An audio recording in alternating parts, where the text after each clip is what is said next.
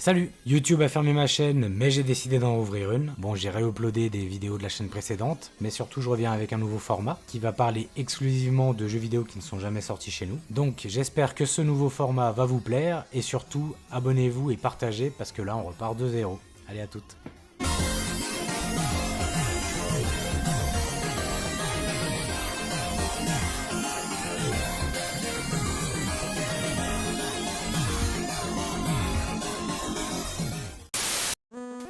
Ah, City Hunter, le chef-d'œuvre de Tsukasa Ojo.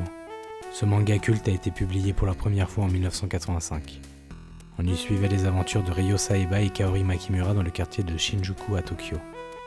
Ryo est une sorte de détective privé. Il travaille principalement pour des femmes et des personnes riches, résolvant leurs problèmes et poursuivant les criminels qui leur ont causé du tort à l'aide de sa partenaire.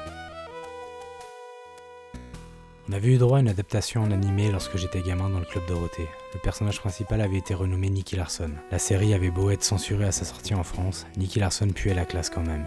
C'était un dragueur lourd mais qui avait un sens de l'honneur très aiguisé et beaucoup d'humour. On aurait tué pour avoir un jeu vidéo City Hunter à l'époque. Eh bien, figurez-vous qu'il en existe un seul, sorti sur PC Engine en 1990 au Japon. Et il n'a jamais quitté l'archipel.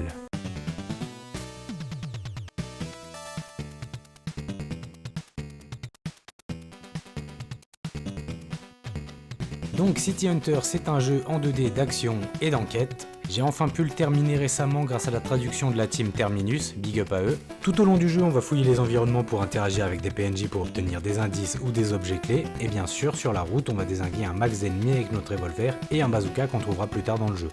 En début de partie, on peut choisir par quel niveau commencer. Chaque niveau a sa propre intrigue, personnages et ennemis. Ils sont présentés comme des épisodes de la série. On a une barre de vie conséquente et en cours de partie, on peut se faire soigner par des PNJ ou en matant des femmes dévêtues, ce qui rend le jeu assez simple. La jouabilité est plutôt bonne même si le jeu souffre du syndrome des escaliers de Castlevania. Les hitbox ne sont pas très bien gérés, mais pas de quoi casser sa manette. Les allers-retours sont nombreux dans les niveaux et on a vite fait de se perdre, mais en persévérant, on arrive tout de même à s'en sortir. En connaissant le jeu par cœur, le jeu peut se terminer très rapidement. Ce qui nous amène au point noir du jeu. Il est trop court, seulement 3 niveaux. Certes assez grand, mais avec des décors tristement vides. Ça sent le jeu bâclé et ce ne sont pas les petits clins d'œil disséminés dans le jeu qui parviennent à faire passer la pilule. On aurait aimé quand même passer plus de temps dans la peau de Ryo malgré les défauts de conception du jeu. Les musiques qui accompagnent notre aventure sont plutôt conventionnelles, dans la veine de ce qui se faisait à l'époque sur cette machine. La chanson Get Wild manque tout de même cruellement. Malgré les reproches qui lui sont faits, le jeu est loin d'être désagréable. J'y ai même passé de bons moments. La rejouabilité est mince, mais c'est toujours un plaisir d'incarner Ryo Saeba. Peut-être que le jeu ne peut plaire qu'aux fans de la série.